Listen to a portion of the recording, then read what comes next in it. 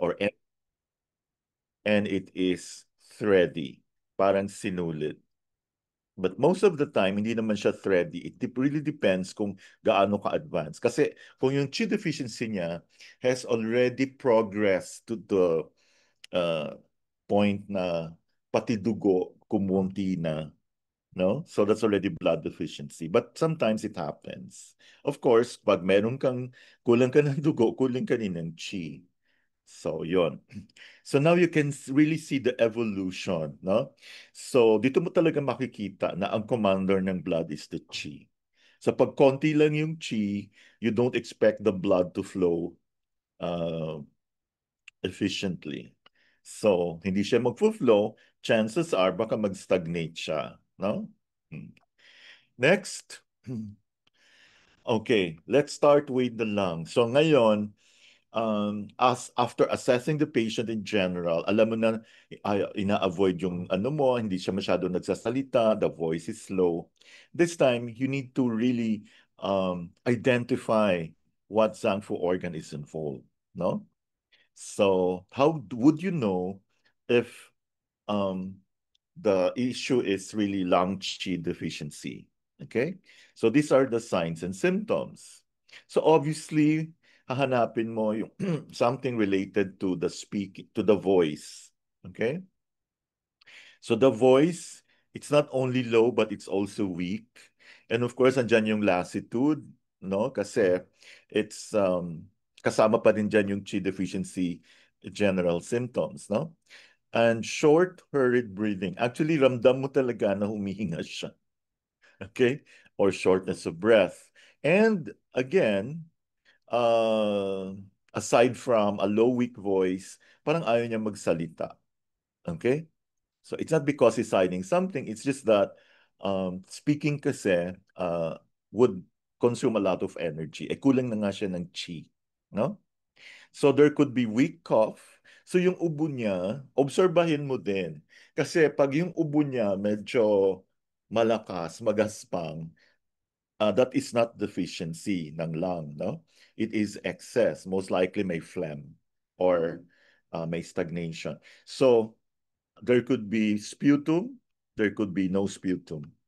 Okay? So here, usually pag without sputum, at titingnan mo din itsura ng pasyente kasi like when we go to discussion of iron deficiency, lalo na pag may TB, so payat yung pasyente, no? And then umuubo siya, hindi yung lumalabas hindi na kundi dugo, no?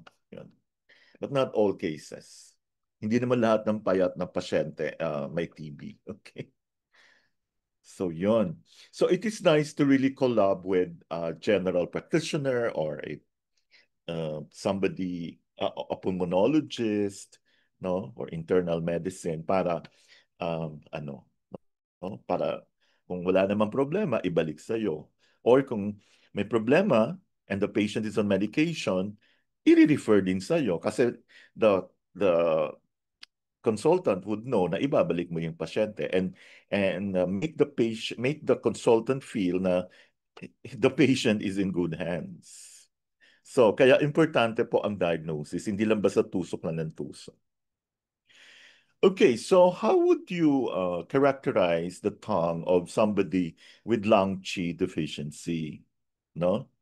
So again, it's difficult because makikita mo na enlarge yung tongue. But in most cases, no, makikita mo yung usually ang swelling niya nandoon sa may front third. But not all cases. So again, you will have to consider the signs and symptoms talaga, no? Shortness of breath, aversion to speech, no? Or, a lassitude, yung mga ganon, okay? The voice is slow or weak, no? Okay, what about the pulse? So again, it's difficult, no? Kasi the lung pulse, which is on the right soon, no? That's the front position, is supposed to be soft. But in this case, malalim siya, no? Oo, so malalim tapos ang hina. Hindi mo talaga Basta it's difficult to really feel the pulse. Okay? So, yun nga, sasabi ko dapat holistic. Ito yung totoong holistic. The patient would love you for that, especially if sorrow yung ginagawa mo. Okay? And who knows? Your patient would really look for a clinician or a practitioner who is really good at diagnosis because the patient would feel safe. Hindi ka kasi inuubo lang, memorize mo na yung points. As a matter of fact, you need to use different points for each pattern. Okay? So since our topic is all about chi pathology, so doon muna tayo mag-concentrate sa chi deficiency, chi stagnation, you know. Okay, now let's go to spleen. Spleen chi deficiency. Okay. Usually, you will not pag medyo mas dramatic, mas emphatic yung ano, no? Una-una mong papapansin, wala siyang appetite, no? Or wala na siyang ganang kumain. Okay? And there is indigestion. Okay? And there will be distension after eating. Okay? Weight loss. Okay? Fatigue of extremities, tiredness, loose stools. Okay? So I think yung pinaka ano talaga dito, loose stools and poor appetite. Okay? So weight loss because even kumakain siya, hindi nga nadadigest, walang nangyayari, no? So you need to really find a way bakit ano ba nangyari. Okay? And of course, you have to look at the tongue. Okay? Again, it's non-specific, pale and swollen. So you cannot just kaya ano, huwag tayo I've seen some group chats na pinapakita tang lang, walang history, walang symptoms. Paano? At sa manghuhula. Okay, so can you imagine? Pale swollen. Pag lung chi deficiency, swollen, pale and swollen din. So ano pa talaga? So it's, you know, even the chronology of the signs and symptoms is so important, no? Kailan nagsimula? Ano yung family history? Sa totoo lang, if you are really, you know, if you see a lot of patients with lung issues, minsan mana-mana yan eh, no? May makikita kang, ano, ano to, may mga lines ka or cracks. They're usually not parallel. Usually two sa lung area, front third ng tongue. So that is telling you that probably mayroon silang lahing or the grandma or the grandparents or the parents themselves could have lung issues, no? Or baka bata pa siya, ganun talaga, parati siyang na-admit sa hospital dahil mahina yung lungs. Then the pulse, again, it's non-specific, it's empty. Okay? So it empty or weak or deficient. Okay? Um, Now let's go to heart.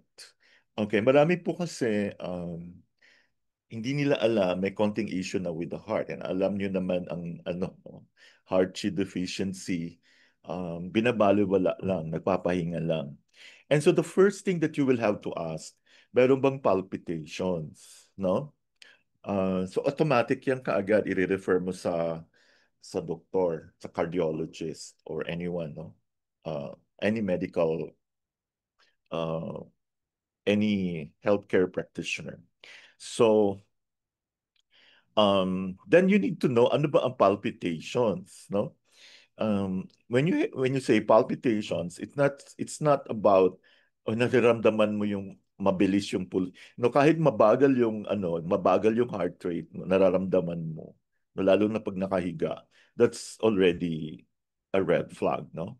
So automatic na yun pag ay naku, heart rate deficiency to. So since magkatabi, di ba, ang lungs pati heart, they belong to the same uh, area, no? SOB, on exertion. Shortness of breath on exertion. Kaya hindi siya masyadong nag-exert ng effort kasi nahihirapan siyang huminga.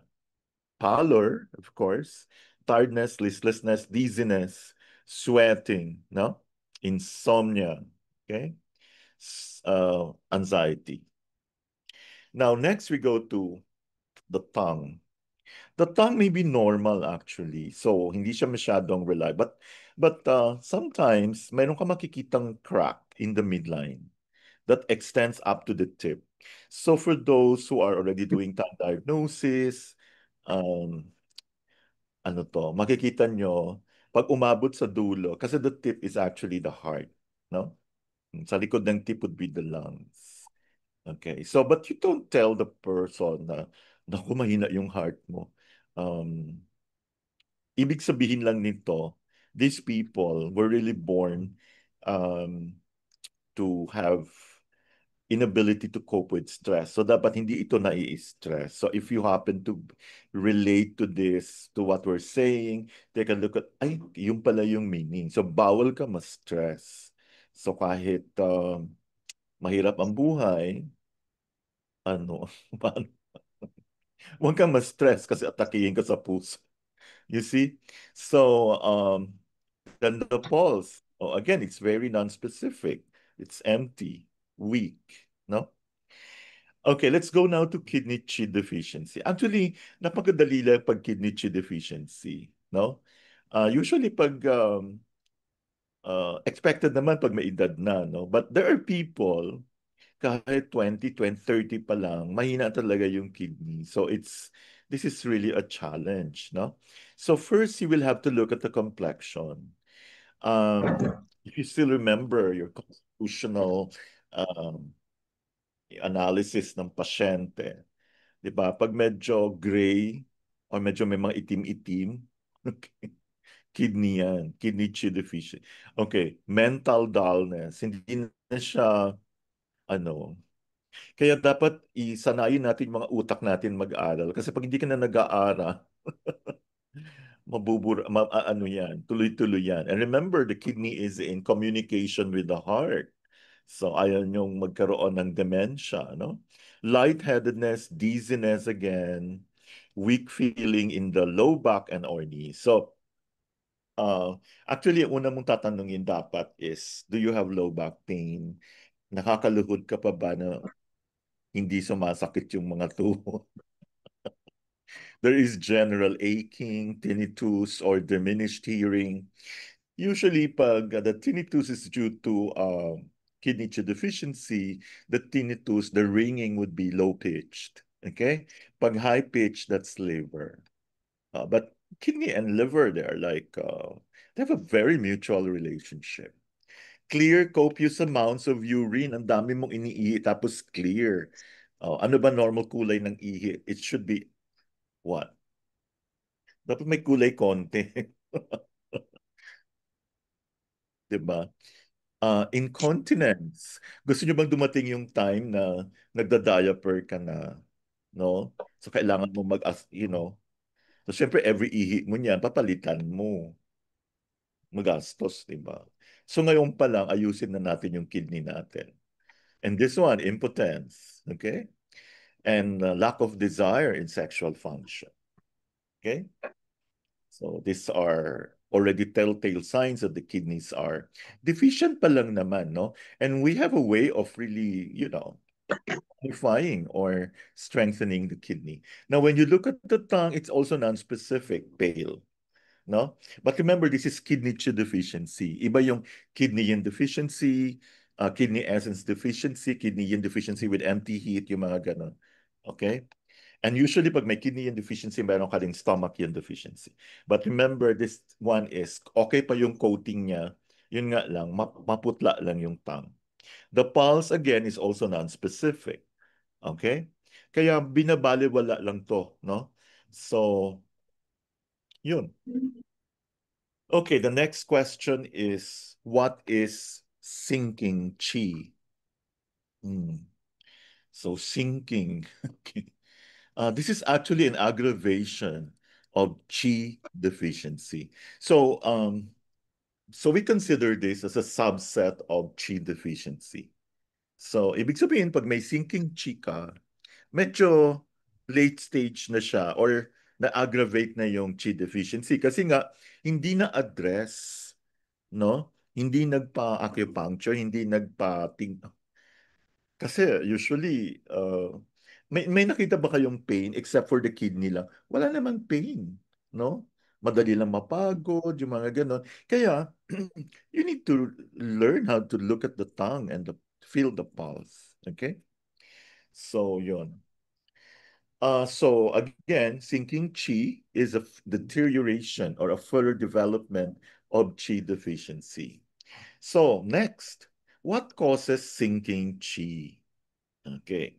So bakit nagkakaroon ng sinking qi? So, I'm sure una-una, hindi mo na-address yung qi deficiency mo. No? So hindi mo talaga alam kung paano ma-detect yung pulse kung weak or strong, no? Oo. Actually, hindi siya dapat strong. Ano lang, no? Yun. Number one is overstrain. Ginagawa pa rin yung mga bagay na parang hindi mo na kaya pero ginagawa pa din. Okay? Example, binubuhat yung mabibigat. Kahit ang bigat-bigat na. No? Okay. Prolonged illness or serious disease. Kaya it is very important to really go to a doctor or a practitioner who really knows what you have. Diba? Kasi kung paulit-ulit yan, may maintenance ka na tapos, wow. Um, for all you know, nasira yung kidney mo dahil sa wrong treatment, no? I had a professor, a teacher in medicine. He was our in pharmacology.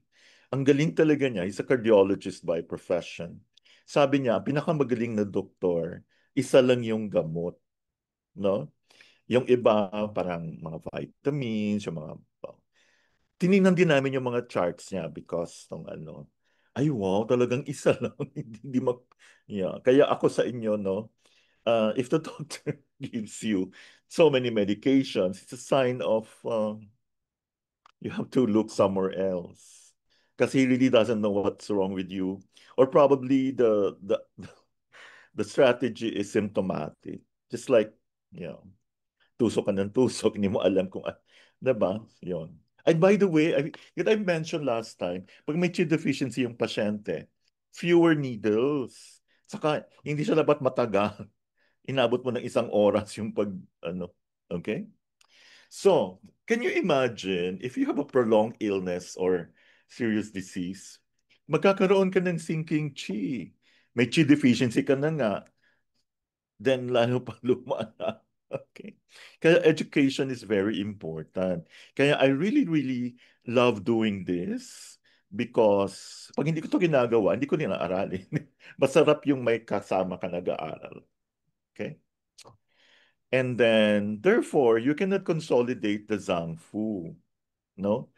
Alam mo naman, pag nag-stick yung chi mo, Oo, bang ulo. naglalabas ang ulamin?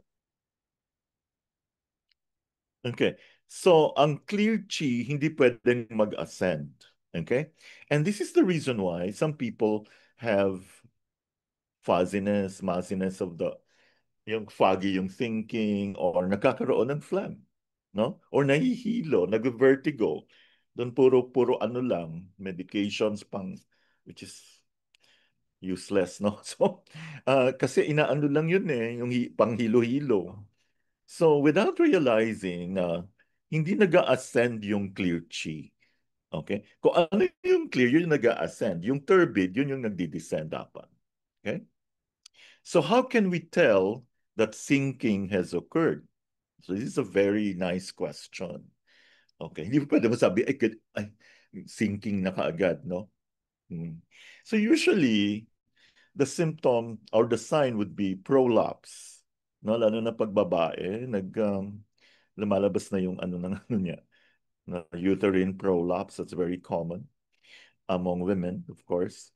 Chronic dysentery, okay? Hypotension, parating mababa yung blood pressure. What else? Myasthenia gravis.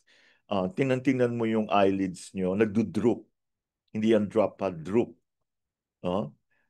Oo. Just like, napansin nyo yung one of the VIPs in politics, no? Nagdo-droop yung eyelids. Okay? So, the UB, dysfunctional uterine bleeding, and excessive leukorrhea, vaginal discharge. Okay? So, yun. And of course, may amoy yan. No? So, I hope this is good. This is so important actually. No? So, tingnan mo pa lang, nagda-droop yung eyelids, no? Lalo na pag dalawa. Usually, isa lang when you have MG, myasthenia gravis. So, you would know what to do. Kahit, most of these patients are already on medication. So, don't mess with the meds. All you have to do is how to make the meds work better by performing what is expected of you. No? So, para maging mas effective yung medications niya. So, what organs are most affected by prolapse? So we already mentioned earlier the uterus, but common din ito sa stomach nagpo-prolapse din, the kidneys, the rectum. Okay? How does clear chi failing to ascend manifest? Okay. Now, this is also a favorite question because this really distinguishes a mediocre practitioner from a good one. Okay, kasi, so yun. Hindi kasi alam ng karamihan, kaya nagkakaroon ng hilo-hilo or lumalabo yung mata, yung vision. Hindi nag-ascend yung clear chi, no? So obviously, may bara. Okay? So it is now a challenge for you on how to really monitor the tongue, no? The pulse even. So yun. Dizziness and blurring of vision. So, okay na. Or even vertigo, no? Pag vertigo, phlegm na yan. Talagang as in, nag-ano na yung mga fluids mo, no? Ibig sabihin, bago siya nag-phlegm, nagkaroon ng heat. Okay? How does clear chi descending instead of ascending? So kanina, di ba clear chi should go up? This time, ang clear chi nagde-descend. So another abnormality. So how does it manifest? Okay? Frequent urination. Siyempre pababa. So chronic diarrhea, anything down or dysentery. So I hope we're clear on this. Pag hindi nag-a-ascend si clear chi, that's these are very basic. So you should know these things, no? Kasi I was trained by Tora Palanca, who is the pioneer, no? Although not too many people would.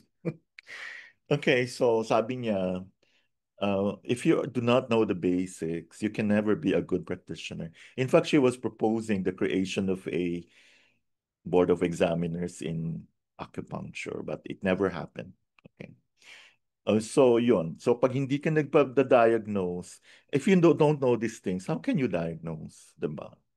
So how can we get the respect of our medical people? So you don't even look at the tongue, you don't even feel the pulse. Okay.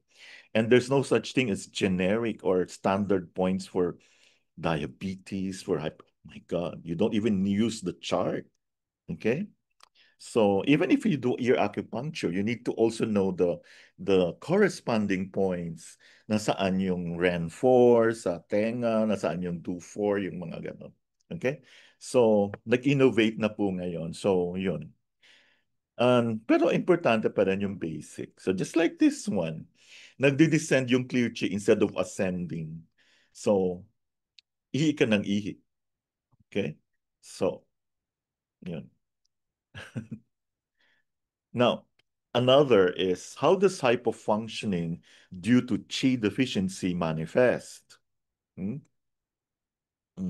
So, ibig sabihin, these are the two very, very important um, signs that you have to observe or symptoms, okay? To really, really tell if the qi deficiency has already caused hypofunctioning. Ibig sabihin, hindi na maganda yung function. So, dalawa lang po. Kahit natulog ka na the whole 2 days, pagod ka pa rin. Yun. Shortness of breath. Okay? So, ibig sabihin, papunta ka na sa next phase. Okay? Qi deficiency can become yang deficiency. Pili ka lang. It can become qi sinking. Okay? Next, how does qi deficiency, failing to consolidate Zangfu, manifest? Okay? Number one is you have a feeling na parang may bumabagsak and a distending sensation in the abdomen. Okay? Of course, yung kanina, yung rectal prolapse, uterine prolapse, gastrotosis and nephrotosis. Ibig sabihin, nag-drop ng, parang nahulog ng konti. Yung stomach mo. Gastro is stomach, nephro is kidney. Okay? Excessive menstrual flow. No? So, yun. So, chi deficiency na yan. Excessive leukorrhea. Okay?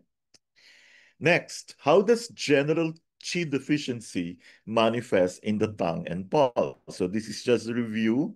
I think this was asked earlier, no? So the tongue is pale, okay? So first you need to know, ano ba itsura ng normal na tongue?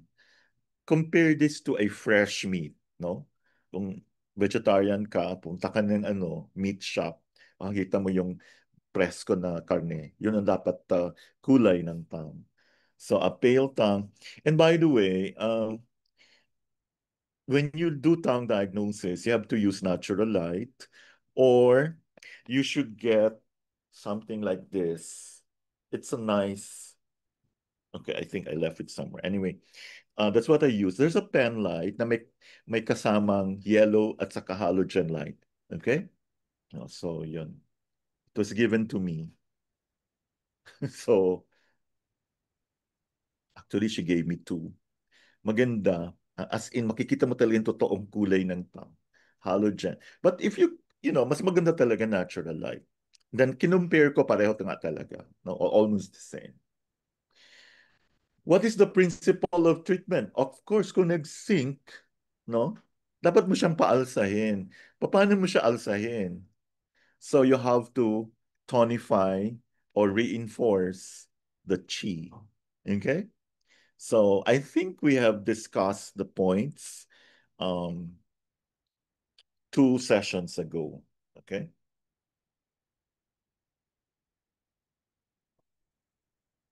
Now let's go to another basic, the stagnations. Okay. Kasi pag mayroong stagnation, ano ba ibig sabihin nito? Um, may bara, hindi tumatakbo.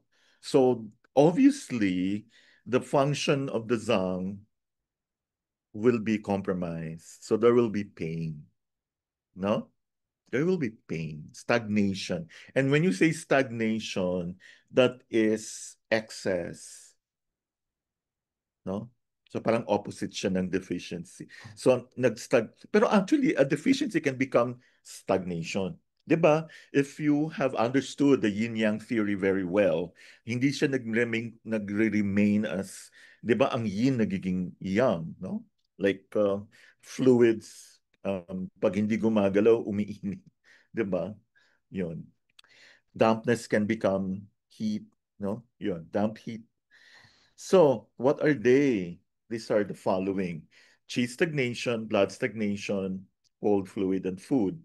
Now, cheese stagnation can evolve into blood stagnation. Now, I have something to ask you. How do you differentiate cheese stagnation from blood stagnation? Anyone who would like to volunteer? This is quite basic. Or kung nahiya kayo, mag-answer na lang kayo. Ay, wow. Okay. So, di ba chi is the commander of blood? Blood is the mother of chi. So, pag meron kang chi stagnation, initially, um, by the way, the pain is not that bad. Palipat-lipat siya, migratory pain, we call it, no? And sometimes the doctor doesn't know what to do with you. Bibigyan ka lang ng analgesic. And then, pag hindi mo siya na-resolve, magkakaroon na ng blood stagnation. And mind you, blood stagnation can be caused by phlegm and everything that gets in the way, no? So kaya importante talaga gumaganda yung flow. So this actually started as chi deficiency, right? So, syempre, kulang. So, and usually, no, pag mayroon kang chi stagnation, it's in my experience, it's the liver. Kaya I have a protocol for liver chi stagnation. And alam ko naka so it works eh. So paano mo lalaman na it's effective? You feel the pulse like 2 minutes after you needle. Okay? So yun. So blood stagnation, the pain is more permanent. It's more it's more intense and it's boring stabbing yung character niya. Para kang sinaksak, no? Yun. And you would see it sa tongue because the tongue would look purple, no? With cheese stagnation, you don't find anything, not much, no? Although may konting signs, pero dapat inaano mo na. Depende at what stage of the cheese stagnation did you see the patient, no? So this is why I always look at the sublingual veins first because you can already see from the sublingual veins blood stagnation even before the tongue turns purple. Okay? So if you do that to your patients, then expect referrals. And the patient would love it. Like, this is the first time na, so, sinabi nung pasyente. So matutuwa sila niyan. And this will really make you uh, feel close to the patient because mag, he will be monitoring his tongue once a week, no? So, mag-Facebook, magme-messenger kayo. So, pag hindi kanya gusto, hindi niya ibibigay yung Facebook page mo. Pero wag pilitin kasi there are people who they don't even have Facebook, no, but they have Messenger. So, dito pa lang makikita mo yung para medyo tuloy-tuloy yung treatments. Okay. Next, stagnation na tayo ha, doon na tayo sa excess, tapos na tayo sa stagnation signs overall. Okay? First, meron ka ng distension, parang umusli. Parang may umusli sa chest mo o parang usually emotion to eh, no? You can have hypochondriac pain below the ribs, no? Oo, masakit siya. Okay, tapos nag-move yung pain from place to place. Tapos papalit-palit ng severity or frequency. Minsan once a week, minsan every day, minsan every hour. Okay. Um, Frequent sighing. Actually, this is like, ganun, no? So I think we already discussed why nagsasay ang isang pasyente may cheese stagnation. Diba? So do not be surprised if I love doing series, no? Kasi if we talk about chi pathology, kulang po ang isang oras, no? Kaya I'm planning to like have like for the next one, blood pathology or Shui pathology. I'm planning to have three. But sadly, I cannot be with you next week. I have some important things to do. Hiccups, no? Mm. Burping. It's cheese stagnation. Sino ba nakakaroon? Okay, meron kang mga cysts, fibroids, and abdominal masses na pasulpot-sulpot. Minsan nawawala, minsan nandyan na naman. Okay? Okay, let's go to emotions. Sa totoo lang, this is the most common cause of G stagnation. So, number one, depression. Hmm? And yeah, buti sana kung nakita mo siya early stage pa. But again, meron tayong different patterns of depression, no? Kaya it would be nice to call up with a psychiatrist para medyo hindi pare-pareho yung points mo, no? So, this one, it is presumed na bago pa lang yung depression niya. Okay? Na-depress pa siya ng isa, dalawang araw. Mood swings, moodiness. Okay? Actually, this is a very important characteristic of somebody with chi stagnation. Mood swings. Frustration. Kaya, as I grew older, especially if hindi ka masyadong happy, ano na lang, you learn to be more flexible and always consider that there are other people who are not as lucky as you. Yung mga ganun lang, no? And your liver will love you for it. Okay? Oh, inappropriate anger, no? Mm. Nagalit ka dahil sa walang dahilan, no? There are people kasi mabilis magalit. Okay? Unhappiness. Oh, mabilis magalit kasi may chi stagnation. Oh, gloomy feeling, no? Wow, this is so bad. And plump with feeling in the throat. I remember when I was preparing for the boards, ayoko sabihin yung year, that was the time na gumuho yung sa Baguio, yung Hilton. Hilton ba yun? Hayat pala, the Hayat. Tapos akala ko, hindi na matutuloy yung board exam. No? Mag-aaral na naman. Magastos, no? So, I began to experience yung parang may seed sa lalamuna. Tapos, kinaluka, parang wala naman. So, yung pala yun. Mayroon ka ng chi stagnation. No, actually, siguro natakot. Baka gumuho din yung tinitirhan ko na Kasi nasa 19th floor. Anyway, feeling of difficulty in swallowing. Okay? Oh, yeah.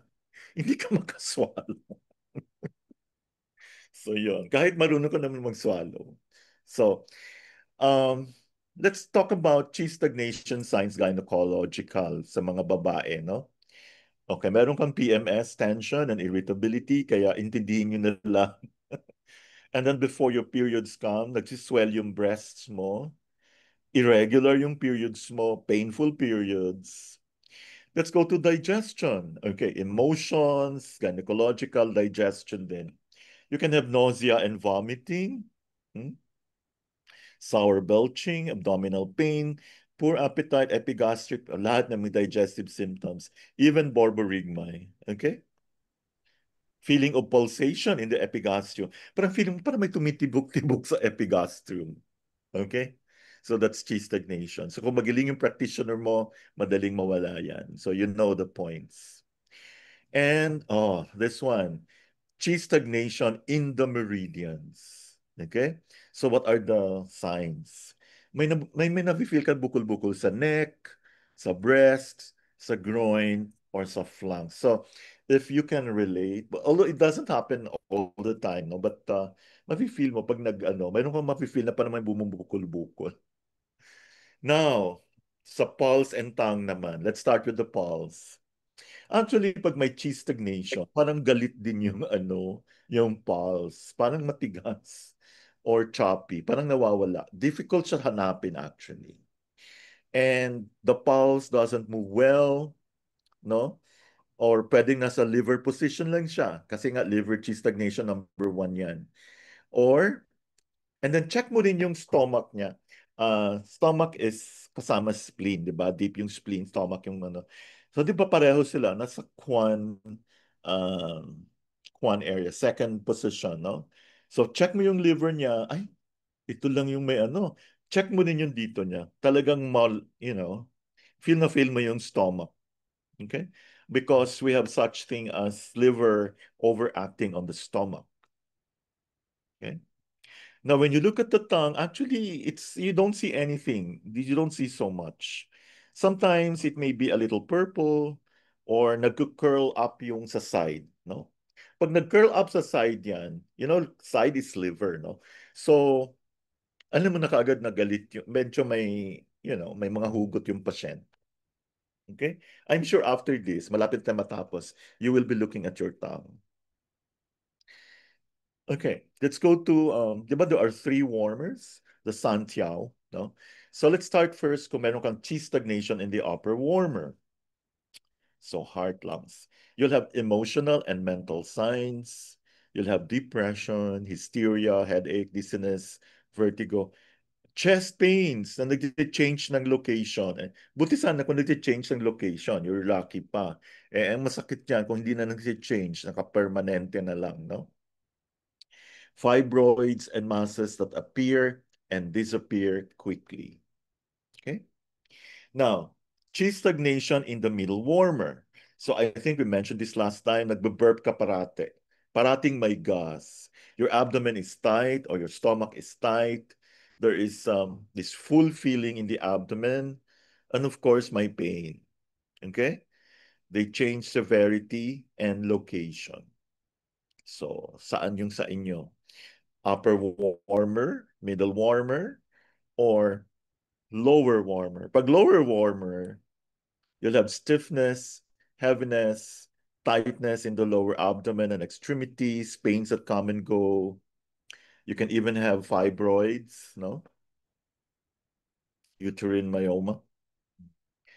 And you may have sebaceous cysts na palipat-lipat, no? Or, yeah. So that's for chi stagnation in the lower warmer. Okay. Abdominal diagnosis. So, syempre nakahiga yung pasyente mo. No? Chi stagnation. Paano malalaman? When you gently palpate the abdomen, kung mayroong konting, ayaw niyang ipaano, like, kasi masakit ng konti. If there is any discomfort beneath the ribs, no? Okay, especially around the navel, below or above, that could be chi stagnation. Okay? Oh, yun. Ano ba yung mga points surrounding the navel, no? Kahit gumamit ka ng probe, I love using that probe because uh, actually mas masakit pa siya. Kasi malalaman mo kaagad na tender siya. Now, let's go to rebellious chi. What is rebellious chi? So if you have rebellious chi, that means the chi is flowing in the opposite direction. So it's what we call pathological chi direction. For the stomach, di ba downward dapat, no? It's upward. Kaya meron kang belching, hiccups, nausea, vomiting. Okay? So kung nag-hiccup ka, most likely na stress ka ng konti or matagal-tagal na yun. Spleen, di ba dapat umaakyat, downward siya. So nagkakaroon ka ng diarrhea or prolapse. For the liver, all directions yan, excessively upward or horizontally. So pag horizontally, it may hit the intestines. So nagkakaroon ka ng dry stools. Hmm? For the lungs, di ba downward ang lungs? Pag rebellious yan, upward. Kaya nagkakaroon ka ng cough or asthma. The kidneys, di ba down, upward umaakyat siya. So nagkakaroon ng asthma. So why is this so? Most people, especially pag hindi magaling, they would immediately, like, especially sa mga medyo may edad na, no, you should also consider na mahina na rin yung kidney. Remember, di ba yung kidneys, they uh, anchor the chi of the lung downward. So pag mahina na yung kidney, hindi na niya ma-anchor. So, um, magtataka ka, wala ka namang ano, bigla kang inubo, bigla kang nagka-asthma. Okay? So try, if you know someone who is undergoing hemodialysis, you would know what I mean. No? So you don't focus on the lungs alone, but you have to treat the kidney. Okay? For the heart, so the heart, the chi should go down because it needs to warm the water, the kidney. But if it fails to do that, no? So nagkakaroon ka ng insomnia or you become restless, mental restlessness. Now, how do we treat? So what are the chi stagnation therapies? Of course, the food. You need food that will decongest the liver. Okay? So wag kang kumain ng mga, wag kang, yung iba nag-alcohol, no? So yung mga hot food na nagpapalala pa, no? Ano? Fried food, emotions, okay? And your lifestyle. So it's about regularity, expression, and creativity. Kaya, like, especially may mga artists, usually may mga ano yan, kaya they can create. May mga cheese stagnation. Doon nila nilalabas. So that's actually very therapeutic. I forgot the name of the group, no? They have this art therapy thing, you know. Um, Nakakatulong daw. So let's go to the specifics, okay? Pathological chi direction of the stomach and signs and symptoms. So pag up siya, belching, hiccups, nausea, and vomiting. So for the spleen, down, this is just a review, no? Diarrhea and prolapse. For the liver, pwedeng any direction. Pag going up, aside from the ones that, yeah, kanina in example natin is dry stools lang. But remember, pag ang liver mo, naging pathological yung direction ng chi, so pag umakyat yan, and this is what is very common, sumakit yung ulo mo, nahilo ka, irritability. Okay? So it's good that if you have a patient who is having headache, dizziness, or all these things, you need to really look at the liver. Or baka meron siyang chi stagnation. So, down, mapapansin mo kahit wala ka namang UTI, bakit parang mainit yung pag-ihi mo, burning urination. So that's liver. Okay? Horizontally, so of course, pwedeng matamaan si stomach, magkakaroon ka ng nausea, vomiting, belching, or even the spleen. Mapansin mo bang ka-diarrhea ka or the large intestine. So everything. No? So depende kung saan gusto ni liver chi pumunta. For the lungs, the pathological chi direction is up. So you will have cough and asthma. For the kidneys, up ang pathological, you will have asthma. Kaya yung iba, ay kung kailan pa tumanda, nag-asthma. No, that's actually a rebellious kidney chi. Okay? And for the heart, so think of mental restlessness and insomnia. Thank you very much for your attention. Any questions? Sir, question. Ay, question ka agad. Okay, sige po. Should I say question ba to or maring comment din? So, kasi di ba, karamihan, especially kapag tumatanda na talaga, Oo. dahil may degeneration na sa katawan. Okay. Especially, sir, yung mga kababaihan Mm. na wala ng menstruation. Mm. So, syempre, sir, sa Western makikita natin sa mga PMS na yan, kaya nga wala Mm. ng production ng hormones. So, Mm. imbalance na talaga. Mm. Kasi yung mga sinasabi nyo lahat, sir, karamihan talaga nararamdaman na yan, especially pag nag-reach na Mm. kung saan wala na silang menstruation or inoperahan na talaga, total ano yan, hysterectomy, na kung Mm. saan yung mga irritability, lahat po yun, di ba, malaking factor. So, Mm. um, saying na ng client na wala na ako menstruation, mabilis Mm. na kagad madidistinguish na, eto na kagad to. May problem na kagad siya Mm. simply because of the imbalance. Okay. So pag halimbawa ganun, di ba sir, di ba liver yun? Kasi syempre yung, sabi nga yung clone, parang kumbaga nagulo na. So nakikita ko siya, napapansin ko na, ang daming mga issues kapag once na nawala ng menstruation. Mm. Yun yung, kumbaga, bukod sa deficient na siya, yun na nga po, nagsumobra na, nag-sink na. And karamihan po sa mga pasyente, hindi Mm. naman nila alam. Yeah. Kaya Kaya nga. yun, yung ano po, Yeah, yeah. Actually, I love that question, no? Yung especially pag nag-menopause na yung babae. So that means hindi na siya, wala nang lumalabas, tuyo na, nangulong tuyo. So yin deficiency yan. And yin deficiency can become heat, empty heat. And so when that happens, it will affect, kasi magkakontsaba si liver pati si kidneys. Kaya expected talaga na ganun yung may irritability, may mga even cheese stagnation, no? Nagli-liver yang rising, lahat. Mainly because mahina na yung yin. No? So that's something na we need to face or women have to face or even men, no? Kasi dumadating yung time na talagang wala na. Lalo na pag masyado pang active yung sex life tapos so lalong mawawala yung essence, mawawala. And then the yin becomes more deficient and when that happens pag nawala yung yin mo, magkakaroon ka ng empty heat. And so what happens when you have heat? Everything will be like out of whack, no?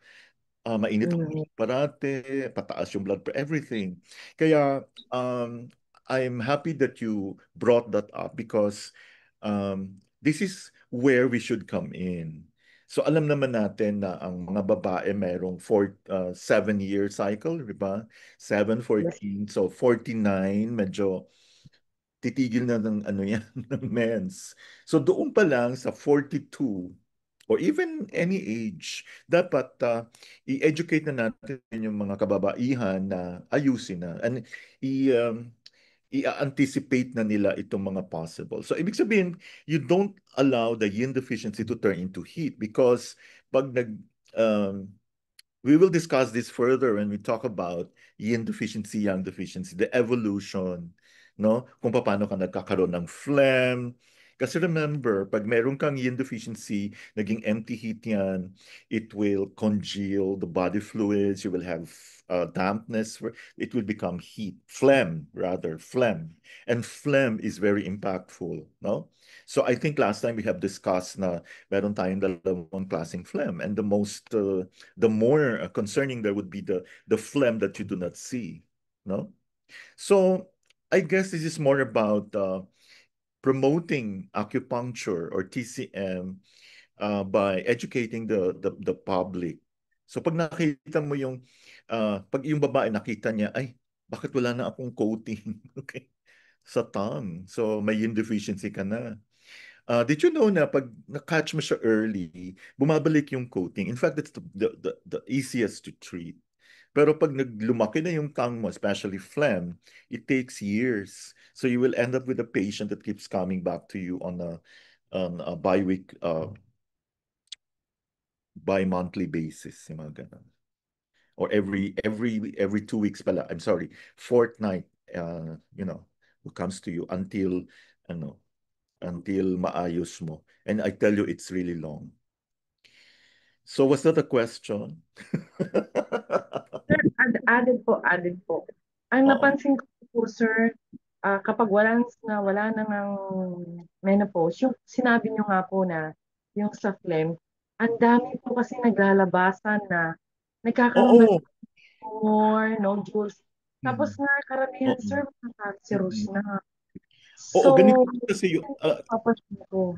yeah, di ba sinabi ko, kasi napaka-concerning talaga, lalo na pag yung tongue mo nagpula na, mainit yan. So pwede kang mag-phlegm na, next yan. Paano malaman? Ang dila mo pa ng, hindi mo akalain na sa'yo pala yung dila, ang laki-laki. Tapos very rough yung coating, yung mga ganon. Pwede natin agapan yan. Pero sadly, pag nakita mo yung pasyente ganun na, pili ka lang, masiraan ka ng bait, or magkaroon ka ng cancer, or magkaroon ka ng, you know, uh, MI or stroke. Ganun lang. So, it's good that you observe that, no, Pastora? Um, But we can do something about it. Agapan mo lang. Kaya nga nandito tayo, kailangan early pa lang um inaayos na. Kaya I always emphasize looking at the tongue, especially the sublingual veins. Sir, last na. Pasensya na po ah. Sure, no problem. Just wanna share. Last year po kasi yung tank ko wala ng coating. Last Okay, year. Totally gone. As in, lapnos po talaga siya. okay. Then, eventually po, nag-change ako ng lifestyle. Sabihin natin, bagamat andulo na yung change lifestyle naman po talaga, Mm, pero sobrang ingat. Sa mm, kanya naman, puno na siya ng coating. Okay na siya. Puno Tapos, na po. Dapat thin pa siya, hindi siya puno. pero sabihin yung, may coating na siya. Mm. Hindi katulad dati na Ay, wala very talaga yung good. coating. Wow. So, nagkaroon na po siya. Mm. Napapansin ko lang, sir, kapag napapakain ako ng mga greasy food, medyo yung coating niya puting-puti. Pero Yes. okay po. Kasi po, sir, I always observe as in every day. Yung ginagawa ko, bigyan ko, ay, ang kapal ng dila ko. Sandali, sandali. Yeah. Medyo inaano ko yan, o naku, masyado akong excess. Mga Mm. ganun po, sir. Pero Ang ngayon po, galing. napansin ko yung lifestyle. Mm, Napansin ko yung food, yung nutrition, yung exercise. Ang mm. laki po talaga ng factor. Ay, oo. Oo. Tapos sir, yung pag hindi mo na ako nakakapag acupuncture sa sarili ko, yung Mm, mga points, yun ang minamassage ko. O kaya naman yung acupuncture na electric. Yun po, mm. di ba, inaanuhan ko na lang siya. At very powerful kasi right now, ang aking ginitig, ang aking asawa. Ang galing, sir. Yung mga words na unti-unti Oh, nawawala. ganun. Congratulations, Pastora. Oo, Maidadagdag lang din ako ha. Actually, when you have yin deficiency, dyan papasok yung kaalaman mo sa supplementation. apo. Yung, kasi yin is nutrient eh, no? And make sure na effective siya. Malalaman mo naman eh, kung biglang kumapal naman, hindi siya para sa'yo. Kung pumula lalo yung tongue mo, yung gano'n. And I think there is really a need to go into what food. Ang dami mo naman mag-google eh, no? So, siyempre pag may yin deficiency ka, you should go for food na medyo juicy, no? Medyo may maraming laman, no? Yung mga gano'n. Yeah. Apo, sir. Thank you, Malaking factor Pastora. po. That Factor. was that was nice of you. We have to be all observant kasi responsibility natin yung mga ganito, no? Kaya nga tayo nag-aral niyan. Opo, sir. Tsaka, sir, talagang kapag once na may bukol, tapos ang gagawin ko, sir, binapalibutan ko talaga siya ng needle. Oh Yun yes, lang, surround the sir, dragon. ang galing. Lalo na yung sa mga Parang ward. dinidrain niya yung dampness, no? Yung phlegm. Opo. Mhm. Tapos, ang Galing. ganda, sir. Talagang ang bilis. Yeah. Pero, sir, yung wards, inaraw-araw ko sa husband ko. Kitang-kita po talaga in my two eyes. Siguro, sir, Wow.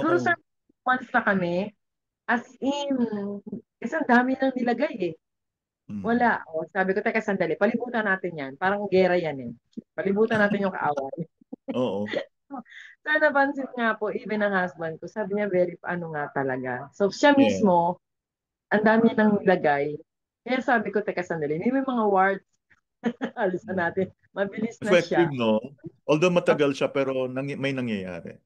Opo, yun nga lang po, yung patience.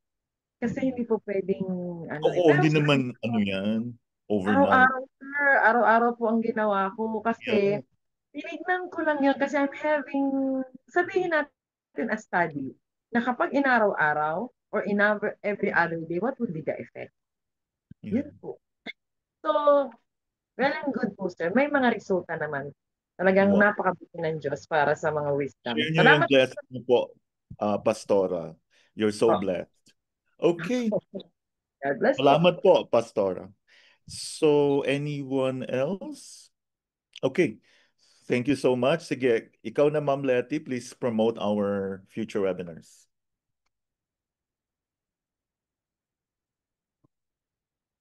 Miss Letty. Hello! Rinig po ba ako? Yes Okay. po. Ako, ako po ba yan? Hello po! Bagong gising po, mga bagong gising. Uh, we are promoting Dr. Alfonso Lagaya's lecture on July 30, Wednesday. How to market oneself. Sana po lahat po tayo makarating kasi basic na basic po ito para sa lahat, no? Kahit hindi acupuncturist, you are all welcome to attend po. Thank you po. And don't forget our convention on October 30. October 30. Ayusin lang po yung prices. Ipopromote na rin po to follow. Last Saturday of October po. Paay Convention at Great Eastern Hotel. Bayad na po yung hotel. Thank you po. Thank you, Ma'am Letty. Okay, so with that, we would like to ask Pastora to mag-closing prayer tayo kasi wala tayo next week. Opo. Para pahinga naman. Resume tayo sa August 2. Okay? Sige po. Pastora, please lead us Sige in po the tayo prayer. sa manalangin. Salamat aming dakilang Diyos sa patuloy na kalakasan na tunay ang ikaw ang pinagmumulan. Tunay nga ang hangin na aming nilalanghap. Ang mga pagkain na aming kinakain ay nililinis mo kung aming pinanalangin. Kaya naman Patuloy, Lord, na ang inyong pagkalinga sa bawat isa ay makapangyari. Samahan niyo nga po kami at pangunahan sa lahat ng aming gagawin. Ang kalooban niyo nga po makapangyari at sa mga susunod na panahon at araw, ang bawat isa nga po ang pag-iingat niyo ay makapangyari. Maraming salamat sa katalinuhan na binigay mo kay Dr. Hector at ang kagandahang loob mo nga po sa buhay niya na nagbibigay ng mga ganitong impormasyon upang mas marami pang mga practitioner ang matulungan, maturuan, at patuloy na maging kagamit-gamit sa aming kapanahunan. Maraming salamat, O Diyos, sapagkat ngayon pa lamang inaangkin na po namin ang lahat ng kagandahang loob mong kabutihan na makapangyayari sa aming mga tahanan. Ang kapurihan ay sa iyo lamang, Ama, sa pangalan ng iyong anak na si Jesus. Ito po ang aming samo at panalangin. Amen. Amen. Thank you, Pastora. Thank you, everyone, for joining. See you on Doc. the Thank you. Thank you Enjoy your po. Thank you po, weekend. Doctor. Thank you po. Ingat lahat sa Bagyo. Bye-bye. Kaya, sure. Kaya lahat po, ingat po.